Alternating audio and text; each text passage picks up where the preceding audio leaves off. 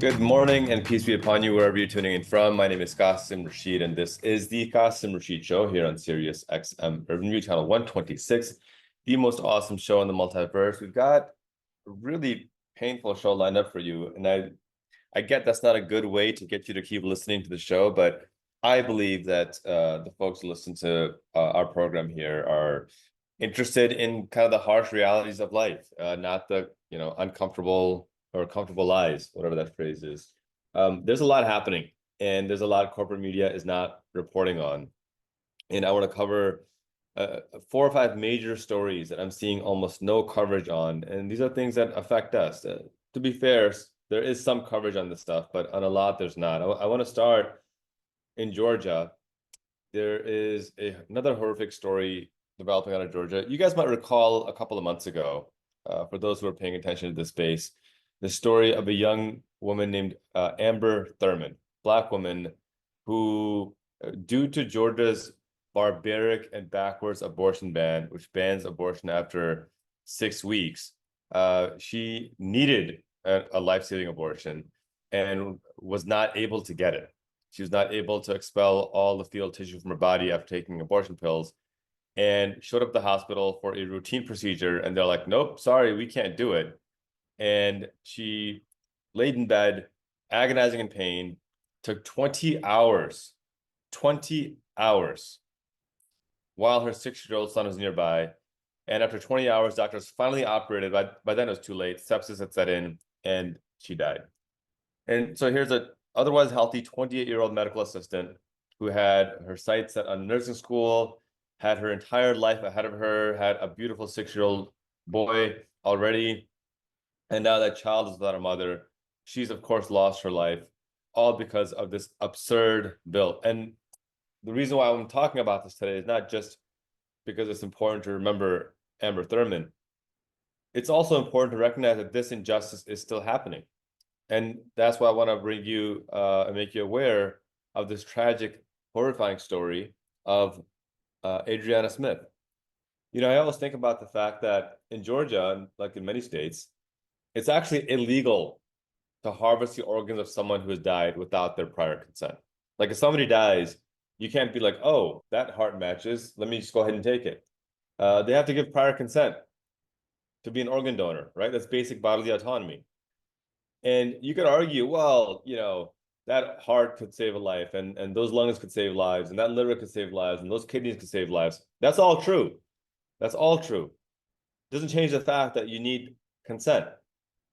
And so you can't take those organs without that consent. Yet somehow, through some barbaric justification, under Georgia's 6-week abortion ban, a woman has less autonomy over her own body than a 6-week and 1-day-old fetus. And this is what happened to Adriana Smith, a 30-year-old Black mother, a registered nurse from Atlanta. The backstory is this. In early February, Adriana, she was 9 weeks pregnant at the time, so past a 6-week abortion ban. She had no intention of getting an abortion. 9 weeks pregnant, she developed excruciating headaches. Went to a local hospital, and for those of you who have been pregnant, for those of you who has a partner or a wife who's been pregnant, you understand that the body just goes wild. There's so many things that happen that you can't keep track. And this is one thing that happened to her. It's a common occurrence, but she went to the hospital with excruciating pain, and she was released with just basic medication. She should have been kept overnight. There should have been an MRI done. And if they had done one, they would have known that she had blood clots forming in her brain. Hours later, she woke up gasping for air, gargling. Her partner rushed her back to the hospital. She was unconscious. And by the time the doctors diagnosed what was wrong, it was too late. She was brain dead. Now, this was more than 90 days ago. So you would have thought, oh, well, she died, right? No. The state of Georgia has refused to let her die. In 2019, Georgia passed what's called the Life Act, the so-called Life Act, the Living Infants Fairness and Equality Act, which in reality is a forced incubation law. It was signed into law by Governor Brian Kemp, and it banned abortion after 6 weeks, obviously before most people even know they're pregnant. But because Adriana was 9 weeks pregnant, when she was declared brain dead, Georgia doctors decided, you know what? We can't let her die. She has a 9-week-old fetus inside of her. Abortions are illegal. So we're going to keep her alive artificially. And so she was at 9 weeks, and they said, we're going to keep her artificially alive until 32 weeks for nearly 6 months. She's brain dead. She's not going to wake up. She will never, ever wake up. It's gone. But they have kept her alive artificially for more than 3 months, and they want to do another 3 months, get her to pass 32 weeks so that they can have a C-section delivery for what they think will be a child. And the wild part is that the fetus, by the way, has already reported to have fluid in its brain. It's not going to develop properly. It will likely not survive on its own. This cruel law has transformed a vibrant nurse, a mother. Yes, a mother. She has a 3-year-old child who's been told that mommy is just sleeping. That's what the child believes, that mommy is just sleeping and she'll wake up soon. Think about the trauma and cruelty being inflicted on this innocent child right now. This is not pro-life. This is forced pregnancy. It's reproductive tyranny. And for Black women, by the way, again, this same with Amber Thurman, the injustice against Adriana Smith is a prime example of why Black women suffer 300% the maternal mortality rate as the national average. These anti-abortion laws are destroying life. Never mind that the fetus has been reported to have developmental complications and will not survive on its own. Never mind that Adriana's family is being forced to foot the bill. They're being forced to foot the hospital bill for forced life extension that they never sought and that they don't want. They want her to die with dignity. And never mind that Adriana's wishes and her humanity and her dignity and her sanctity and her autonomy and her consent have all been completely erased. This is all happening because Republicans believe a 6-week-old embryo has more rights than the woman who carries it. This cruelty is by design. It's how MAGA operates. You might recall a few months ago, I did a show about a bill in South Carolina introduced by 6 white MAGA men where they proposed executing women who get an abortion. They're so pro-life, they want to execute women. It's beyond absurd.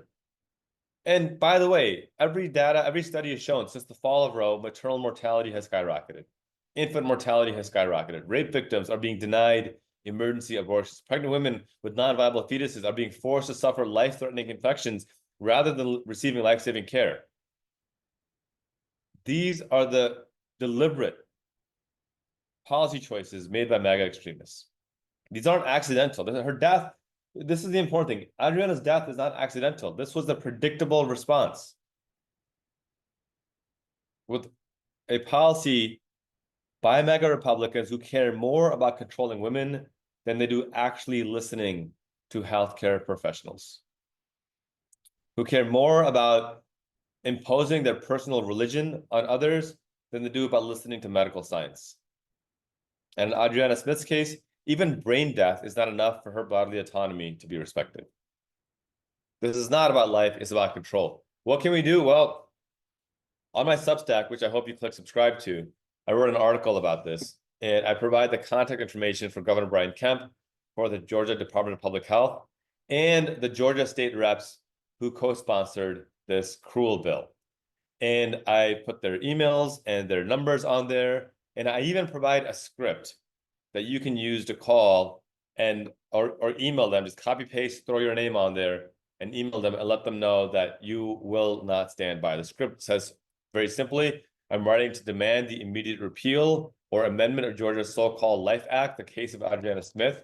The script basically says this: I'm writing to demand the immediate repeal or amendment of Georgia's so-called Life Act, the case of Adriana Smith, a brain-dead mother kept on life support against her and her family's wishes, is a horrific violation of human rights. No state has the right to deny bodily autonomy, especially in death. This law is cruel, unconstitutional, dangerous. It devastates women, disproportionately harms Black women, violates the most basic standards of medical ethics, and turns grieving families into victims of political extremism. It burdens families with suffocating medical debt. I urge you to act immediately to restore compassion, dignity, and justice in Georgia. Repeal the so-called Life Act immediately and restore justice and humanity. Sincerely, your name. Look, guys, bottom line is this. Adriana Smith deserved care. She deserved to be believed. She deserved dignity in death. And Georgia is denying her all three of this. We cannot let this go unanswered. I want you to raise your voice, hit subscribe on my Substack, look at the article, read the script, get that contact information. And it costs you nothing. It costs you literally 2 minutes of your time to raise your voice for someone who needs us to raise our voices for them. Because what's happening in Georgia is not staying in Georgia, it's spreading across the country, and we cannot afford to remain silent. All right, you're listening to the Qasim Rashid Show here on Sirius XM Urban View Channel 126, the most awesome show in the multiverse. When we come back from break, I want to dive into a couple of things. Structural eugenics, related to what we're seeing here. I want to talk about the 40-year anniversary of the MOVE bombing, and I'm gonna paint a hypothetical scenario of fascism in the United States and ask, what would you do if you saw this happen to your own community and neighborhood? You're listening to the Qasim Rashid Show. We'll be right back after this break in just a minute. Welcome back. You're listening to the Qasim Rashid Show here on Sirius XM Urban View Channel 126, the most awesome show in the multiverse. If you're listening on Substack, make sure you hit subscribe because I welcome your support and need your support. Last segment, we talked about Amber Thurman and Adriana Smith, two Black women, two Black mothers who were denied the care they needed in Georgia due to the backwards, barbaric, and draconian abortion ban, the so-called Life Act. And that's important, one, because it's happening and we need to make a stop, but also it's part of a broader policy initiative, and a policy initiative that's deadly. Structural eugenics is a term that I don't use lightly. It is a term that describes this Republican policy to essentially track people's private health patterns and enact policy that kills people. Like, just to be very blunt about it, this is not like conspiracy theory stuff. I'm going to provide evidence of what I'm talking about. MAGA Republicans are tracking autism, they're tracking menstrual cycles, they're tracking criticism of Trump, criticism of Israel, trans people, anyone who dares whisper DEI, but they're censoring and ignoring vaccination rates. They're allowing measles to spread, ignoring COVID deaths, ignoring firearm proliferation and firearm deaths, ignoring bird flu cases, ignoring people killed by law enforcement, ignoring people killed by climate change or by food poisoning and deregulating food. This is an unholy recipe for fascism and natural disaster. It is already killing people. And I fear that that's kind of the MAGA goal. Now, we all know that eugenics is this discredited and racist theory that selective breeding can and should be used to improve the human race. It's nonsense. And while many people see this as a fascist act of the past, the reality is, Professor Obasoji, a professor of bioethics at Berkeley, points out that it's actually persisted in numerous insidious ways in modern times.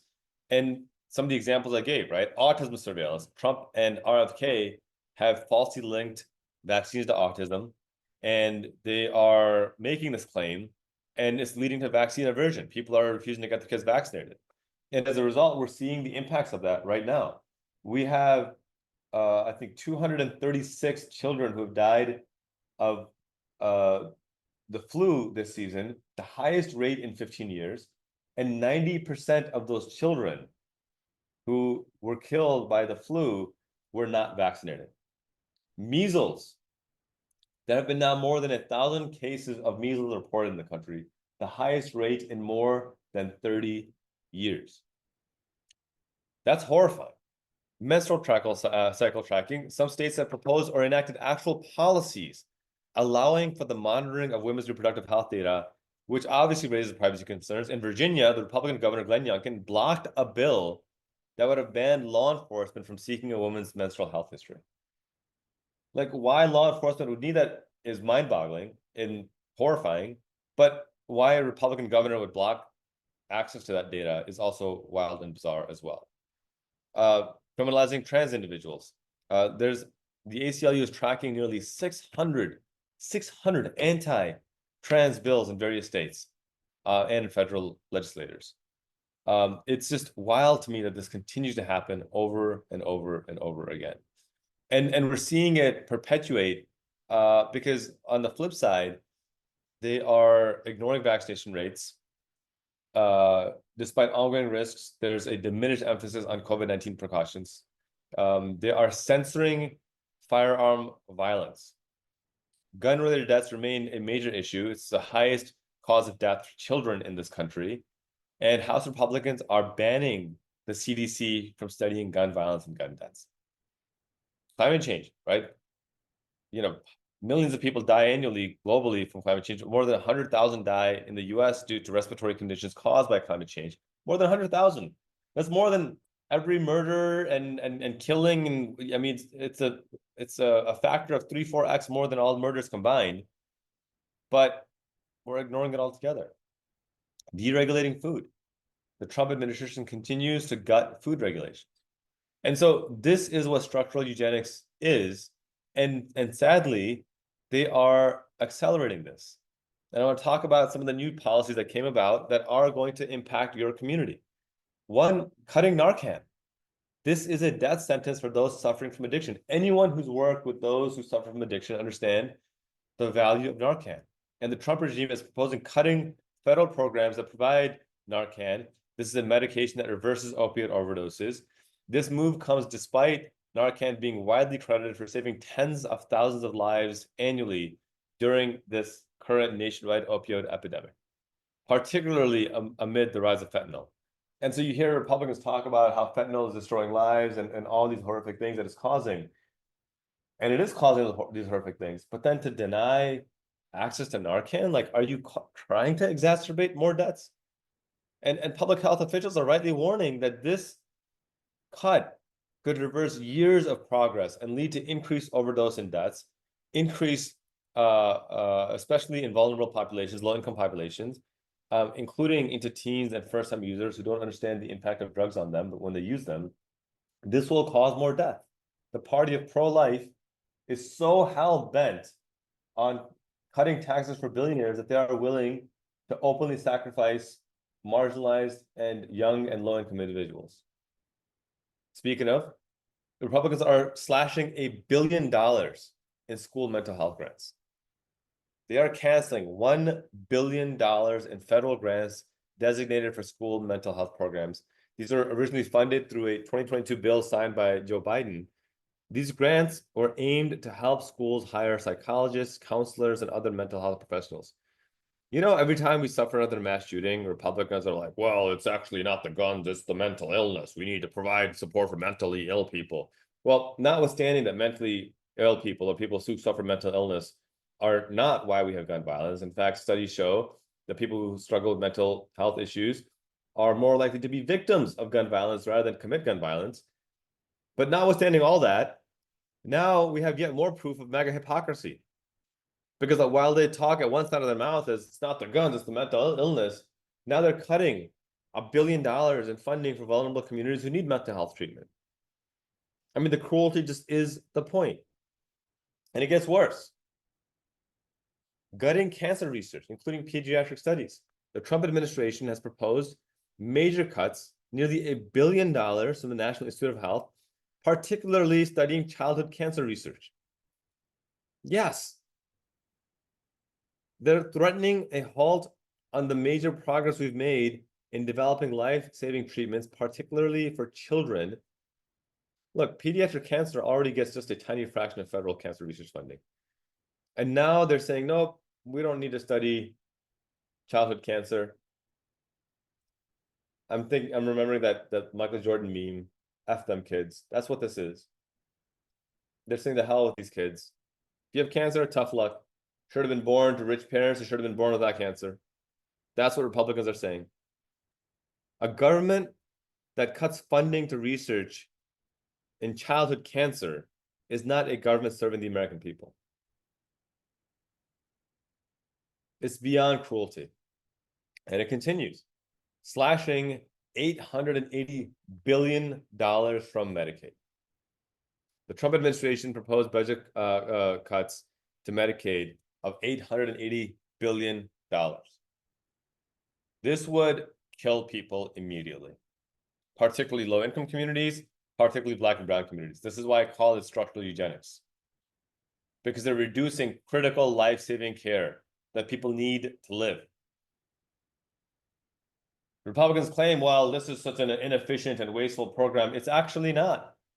It's actually not. It's actually far more efficient than the corrupt for-profit systems that they are beholden to, that they are enslaved to. But they don't want to cut the for-profit systems because the for-profit systems bankroll them and fill their coffers with money. Meanwhile, while they're giving these billionaires these massive tax cuts, they want to increase military spending by $119 billion to now a shocking $1 trillion military budget, the most in world history. One thing I never understood, our military industrial complex was massive before 9/11. It was already at 220 billion. We fought 2 illegal wars for 20 years and grew that budget to 750 billion. And then those wars ended and the budget continued to grow. The whole time the budget was growing, it was to justify the wars. Well, we're in war. We need the funding for the war. Okay, notwithstanding that these are illegal wars, but okay, if that's your logic, I guess it makes sense. But now the wars are gone and the budget keeps going up. What the hell? And now we're surpassing $1 trillion while cutting 880 billion over the next decade for Medicaid. It doesn't take a rocket scientist to figure out that this is oligarchy, this is corruption of the highest order. And shame on those politicians, Republicans and Democrats, who are taking money from Lockheed Martin and Boeing and Northrop Grumman, who are building these weapons of mass destruction to bomb children in Gaza, to bomb Yemen, to bomb Pakistan, to bomb Somalia, and to threaten to bomb Iran, to bomb Syria, to bomb Iraq, to bomb Afghanistan. You notice the theme of what countries are being bombed right now? You notice the theme? If you don't see the white supremacy in this, you're not paying attention. And then speaking of killing people, and speaking of structural eugenics, the Trump administration has signed an executive order to restore the federal death penalty, lifting the moratorium implemented in 2021. In doing so, Trump is ignoring the massive, well, first of all, the massive hypocrisy of trying to claim you're pro-life, but then want to execute people. But he's also ignoring the massive injustice inherent in our nation's criminal prosecution system. And maybe he's not ignoring it. Maybe that's the point. Because since 1973, at least 200 innocent people have been exonerated from death row. At least 200. That means that at least 1 in 11 people on death row who were executed were actually innocent the whole time. That's wild to me. Oh, actually, I'm wrong. 1 in 9, 11%. I'm looking at the data. 11% were wrongly executed. 1 in 9 people who were executed were actually innocent the whole time. And the DOJ is now seeking that death penalty in every case they can. And I've written about this before. The death penalty doesn't save taxpayer money. It actually costs more than life in prison. It doesn't bring about justice. There's zero evidence that the death penalty deters crime. It doesn't bring closure to anybody because it doesn't bring about meaningful justice. You can't have justice when someone commits a horrific crime. All it's doing is disproportionately harming Black and Latino people who are the only ones who, not the only ones, who disproportionately get killed. But it's harming low-income people because those are, in fact, the only ones who are being killed. There's never been a wealthy person executed. Never.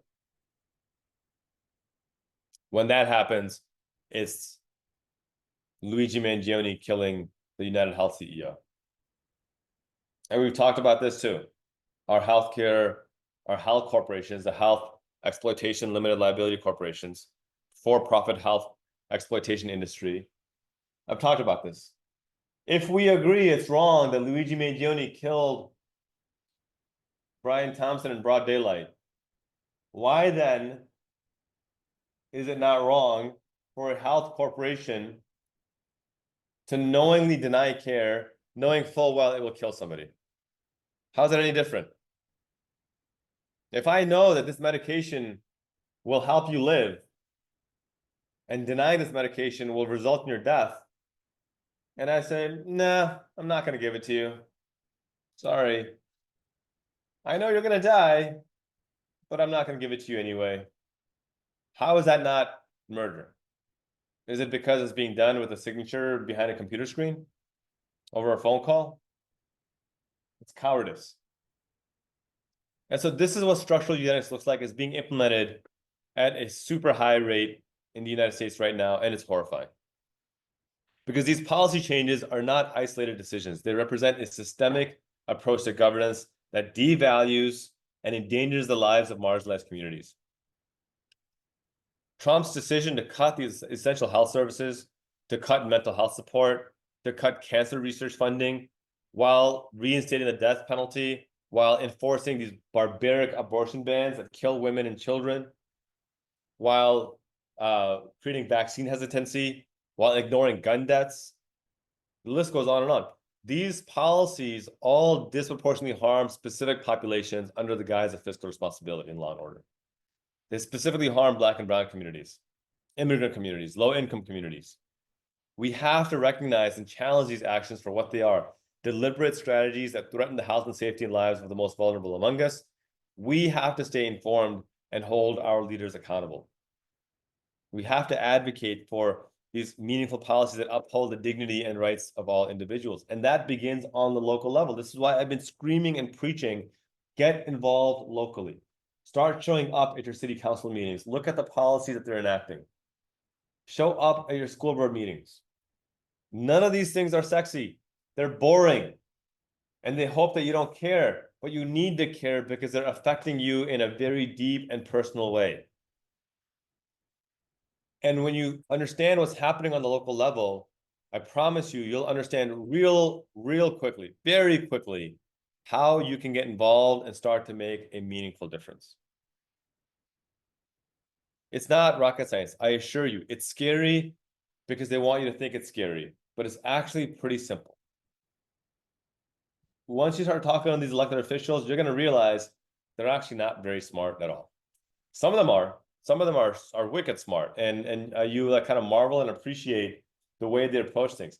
But a lot of folks out there, they're elected because they happen to be super wealthy, and they can just buy an election, or they just happen to be at the right place at the right time, or they just stuck around long enough. But if you think that they have some kind of a superhero power and that's why they are where they are, no, it's not true. It's just fundamentally not true. So I really want to encourage you to get involved locally, start to pay attention locally, just show up. Just say over the next 3 months, I'm going to show up to these meetings. I'm going to show up to every weekly city council meeting. I'm going to show up to my county board meetings. I'm going to have a meeting with my local state rep, with my local state senator. I'm going to meet with my member of Congress, meet with my US senator. Simply have those meetings, get involved and get engaged. If you're listening and you're finding value in this content, subscribe, support my work in advocacy as well, because it goes a long way. All right, when we come back from break, I want to talk about two kind of frightening scenarios. One, I want to talk about the 40-year anniversary of the MOVE bombing. And if you have not heard of the MOVE bombing, that's kind of part of the problem. I'm not blaming you. I'm just pointing out that in this country, we are quick to erase these atrocities, especially against Black Americans, because, you know, they're Black and this country does not value Black life. Hence why the Black Lives Matter campaign was so important, movement was so important. But more importantly, I need you to understand what the MOVE bombing was. Because the MOVE bombing didn't happen in a vacuum. It happened, in my view, as a result of the lack of accountability after the Tulsa race massacre. And I'll explain why those two are deeply and intimately connected.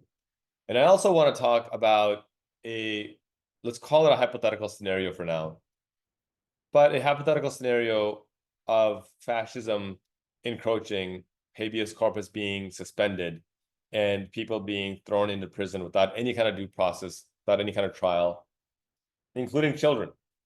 And I want to ask you what you would do. Because we often talk about, well, if I was around during the civil rights movement, I would have been marching with Dr. King. If I was around with, Harriet Tubman, I would have been supporting her and helping enslaved people escape. If I was around with Elizabeth Freeman, I would have supported her case for her freedom and for her to get free from enslavement. I think every noble-minded person wants to imagine that if they were present at these pivotal moments in history, they would have been on the right side of history. And so I want to put that to the test today. I want to give you an exercise to think about, and I really want you to ask yourself, what would you do and what are you doing in that scenario? All right, you're listening to the Qasim Rashid Show here on Sirius XM Urban Review, channel 126, the most awesome show in the multiverse. If you're listening on Substack, make sure you hit that subscribe button, because your advocacy or your support of this advocacy is what makes this advocacy possible and successful. When we come back from break, we are going to discuss the move bombing and do a hypothetical on what you would do in the face of fascism in this country. Don't go away. We'll be right back after this break. Welcome back. You're listening to the Qasim Rashid Show here on Sirius XM Urban Review, channel 126, the most awesome show in the multiverse. If you're listening on Substack, make sure you hit that subscribe button. We talked today about this horrific story of Adriana Smith, a young Black mother who's now brain dead in Georgia, and her state, the state of Georgia, will not let her die because she was 9 weeks pregnant. And they're trying to force her to stay alive for another 6 months until this basically embryo can be born. It's currently a non-viable fetus. We talked about structural eugenics, about how the Trump administration is dehumanizing non-white male lives, dehumanizing Black lives and Latino lives and immigrant lives and low-income lives. And I want to close the show by talking about two things: the move bombing, and then run a hypothetical of what you would do if you saw fascism before your very eyes. The move bombing 40 years ago this month happened on May 13th, 1985. The United States government bombed a residential neighborhood in West Philadelphia, specifically the Philadelphia Police Department, with full authorization from city officials, dropped a satchel bomb, a military-grade explosive, onto the home of the Black liberation group MOVE. The bombing killed 11 people, including 5 children. The children's names were Tree Africa, Netta Africa, Little Phil Africa, Delisha Africa, and Thomas Africa. The adults murdered were John Africa, Rhonda Africa, Frank Africa, Raymond Africa, Conrad Africa, and Teresa Africa. Question is, why isn't this taught in history books nationwide? And why, by all probability, are you just now hearing about this right now? Let's address this. Perhaps just as atrocious, the move bombing wasn't actually the first time in U.S. history that the U.S. government bombed its own citizens. And by the way, I know it was the police department of the city of Philadelphia who did the bombing, not technically the U.S. government. But the reason why I blame the U.S. government is because the U.S. government, Department of Justice, never bothered to investigate or prosecute anyone. We'll talk about that more in a moment. But I bring that up now because I don't want people thinking I'm playing semantics. I'm completely serious when I say the U.S. government is responsible for this, especially because this bombing marked the second time in U.S. history that the government bombed its own citizens. The first time was in 1921, the Tulsa Race Massacre, where white mobs, backed by law enforcement, annihilated a prosperous Black neighborhood of Greenwood, killing up to 300 Black people. Both times it was Black Americans who were bombed. Both times it was a state that sanctioned the carnage. Both times the state turned a blind eye to its agents who instigated the violence. Both times it was bombing from the air, aerial bombing. In Philadelphia, the bomb ignited a massive fire that destroyed 61 homes and left 250 people homeless. But perhaps even greater than the horror of the bombing itself is that after the fire began to consume homes, the Philadelphia police ordered firefighters to let the fire burn. For 90 minutes, the flames continued to rage uninhibited. The fire that they started, then nurtured, continued to take innocent life as city officials watched and laughed. And when these innocent Black civilians tried to escape the fire, the Philadelphia police opened fire on them, on children. So it may not surprise you to learn that no one was ever prosecuted. Not one city official, not one police officer, not the pilot who flew the helicopter, not the police chief who gave the order. In fact, the only person who faced any consequences whatsoever was a woman named Ramona Africa, the one surviving adult member of MOVE. Ramona exercised her Fifth Amendment right to refuse to testify in court. and she was charged with riot and conspiracy. She was convicted on both counts, and she spent 7 years in prison. You read that right. The only person who faced accountability for being bombed was a Black woman who was bombed as her family and loved ones were burned and killed right before her very eyes. A modern day lynching, no different than KKK lynchings of the past. I mean, the message is clear, right? Black life, Black children, Black families are expendable.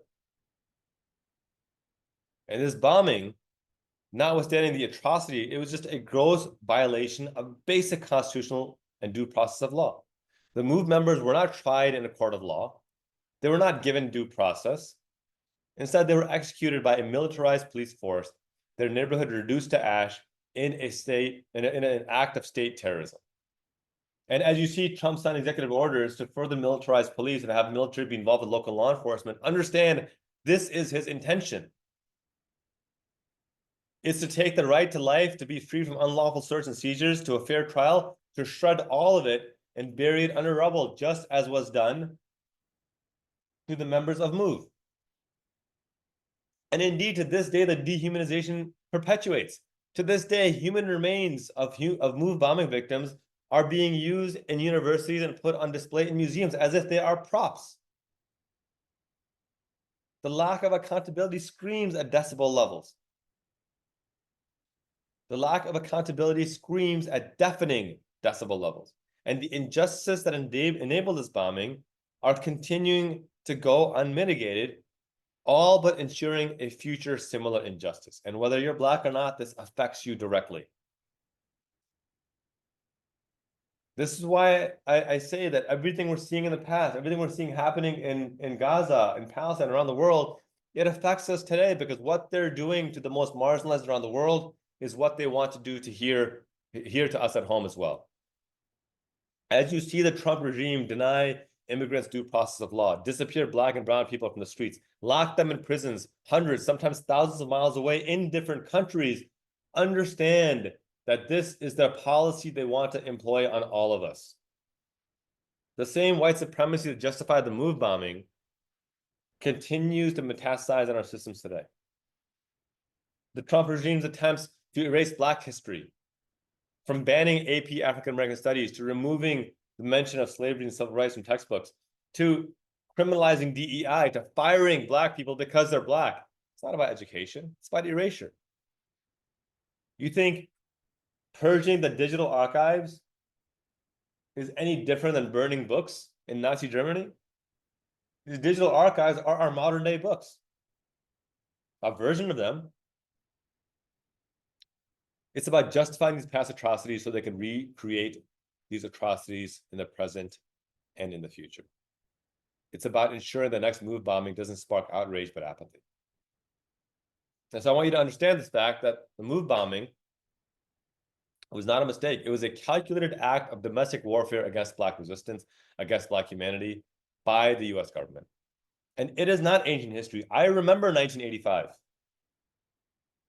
This is an act of contemporary reality, and it is censored from history books by the very people who see no problem with such atrocities being committed against again in the future. And so we need to learn from this injustice, because it will be repeated. Just as MOVE was repeated after no one faced accountability for committing the Tulsa race massacre. And so as we transition to the last part of the show, I want to ask you to consider this hypothetical. It's going to be a painful hypothetical, but I want you to consider it because it is relevant to today. I want you to imagine this scenario. It's the year 2027. Habeas corpus has been suspended, the most fundamental right of any human being to not be imprisoned without evidence, to not be imprisoned without charge, to be given a fair trial, that this right has been suspended. As a result, more than 10,000 innocent people are crammed into prisons without any form of due process, no charges, no trial, no accusation, no conviction, no access to legal counsel, no calls home, no access to anyone you know or care about. Nobody knows where you are. Just darkness, fear, and iron bars. Imagine this scenario. Imagine this is happening in this country. What would you do? Imagine then that reports begin to surface. Grim, horrifying reports from credible human rights organizations, from the experts in the field. Reports of secret private prisons run by the government's secret police. And inside these prisons, civilians are being tortured and brutalized and raped. They are forced into confessions, silenced from speaking out. And worse, many of them are children, minors, 12, 13, 14 years old, some even younger. Their bones are shattered. They're locked into boxes. They're sexually abused. And as they're locked into cages, they're transported from prison to prison. They're denied medical care. They're stripped from their families without warning, kidnapped off the streets by militarized personnel. No path back to safety. International human rights organizations blast their alarm bells, but to no avail. I want you to continue to envision this. Now envision it's gotten so bad that the soldiers who are marching in the streets, many of them who joined the military with these ideals of justice and patriotism and service and protection and safety, they realize this is horrific. And they leave. They come forward testimony and they leave. They resign. Some of them are court-martialed. They describe night raids, secretive kidnappings, and abuses too disturbing to comprehend. But instead of being heralded for their bravery in exposing the truth, they're called unpatriotic. They're called trespassers. They're called people who support tyranny and dictatorship. They're silenced. They're threatened. And the commander-in-chief, well, commander-in-chief faces a mountain of credible corruption and fraud claims. And to fight back, he passes legislation and authorizes the violent removal of those who he deems unworthy of human dignity. He compares them to animals. He justifies their eradication as necessary for national purity. He signs off on forced removals, leading to the deaths of tens of thousands of innocent people. Entire neighborhoods are razed to the ground. Humanitarian aid is blocked. Starvation becomes a weapon of choice. The UN condemns these actions loudly and forcefully, but it can do nothing because the nation is in nuclear power. Its leaders knows this. The world knows this. He taunts the world with it. And so this genocide continues uninterrupted, paid for by complicit allies, their tax dollars who turn a blind eye while quietly wiring billions to keep the slaughter going. Now imagine that this is the hypothetical scenario you're in. And now think about this. What if what I just described is happening right now? Before your very eyes? Would you tolerate it? Would you remain silent? Would you justify your apathy with political convenience or willful ignorance? I would hope not. I would hope that you speak up loudly. If you saw your neighbor being stripped away and pulled away, a child being pulled off the street by law enforcement, by police, by military, you would not be silent. You would act. Think about what you would do.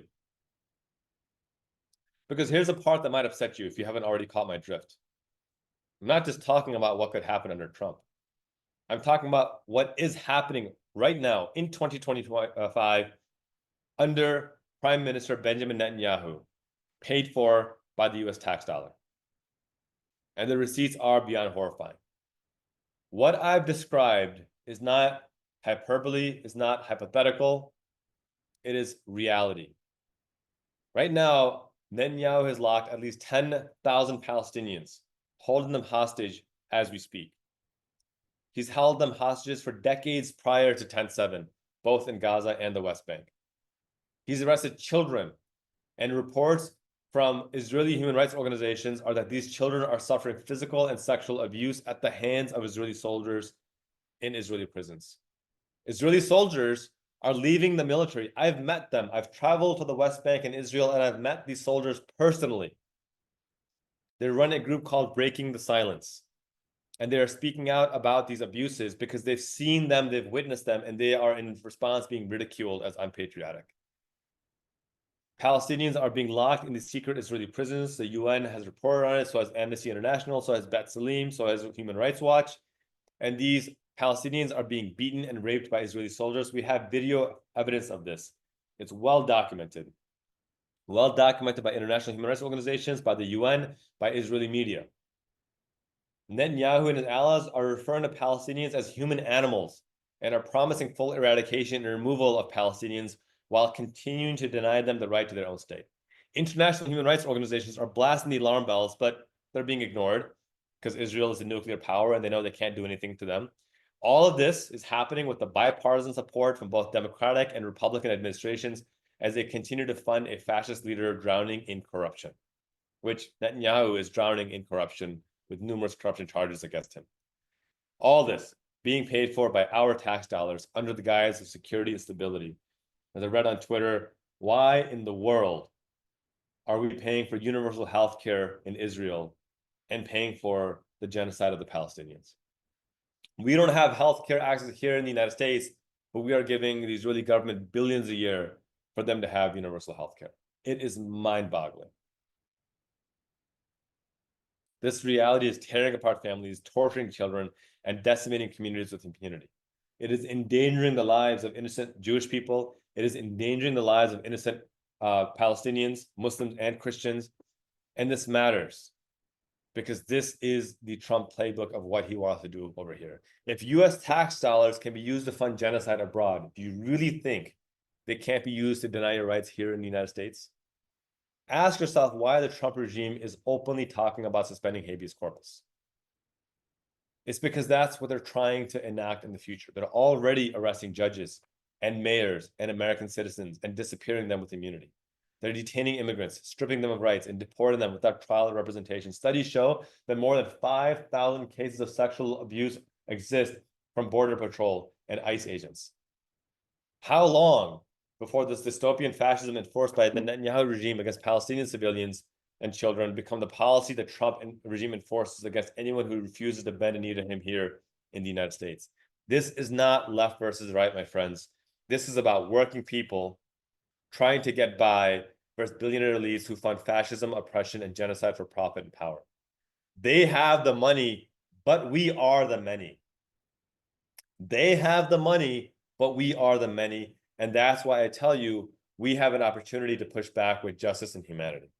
Because the silver lining is that most Americans understand this isn't right. It's why the Republican Party has less than a 40% approval rating and the Democratic Party has less than a 30% approval rating. Americans are sick and tired of being sick and tired. They're sick and tired of the injustices. The urgency of this moment requires us to stop engaging in these culture wars meant to divide us and instead channel our hurt and rage into meaningful action for justice. We cannot tolerate Netanyahu's fascism abroad, and we cannot tolerate Trump's fascism here at home. So imagine this America. What would you do? And that's the point. If you ever wondered how you would have responded during history's darkest moments, this is your answer. What you're doing right now, how you speak up right now, how you act, how you raise your voice against this injustice, that is your legacy. That is your testament to whether or not you stood or you would stand on the side of justice when it mattered most, or whether you'll be kind of by the wayside, protecting whatever little liberty we have left, as long as you have it until they come for you as well. So as you consume media, ask if the person you trust is speaking up for universal justice or just for personal convenience. Are they condemning Trump while ignoring what Netanyahu is doing? Or do they recognize that injustice anywhere is a threat to justice everywhere? And if they are inconsistent in supporting universal human rights, then are they truly deserving of your support? And that's just the bottom line. None of us are free until all of us are free. And that is my ask of you. Continue to remain united in fighting against this fascism, because that, my friends, is the only path forward. Woo. All right. Thank you for letting me rant today. Thank you for tuning in. Be sure to follow me across social media, across all platforms at Qasim Rashid. You have my promise to continue to advance a show that builds on compassion, on justice, and accountability for those in power. If you're listening on Substack, make sure you hit that subscribe button. We've got a great show for next week. Be sure to tune in, same time, same place at 10 a.m. on Sunday on Sirius XM Urban View Channel 126. My friends, be fierce, lead with compassion and justice, and continue speaking truth to power. Until next week, peace.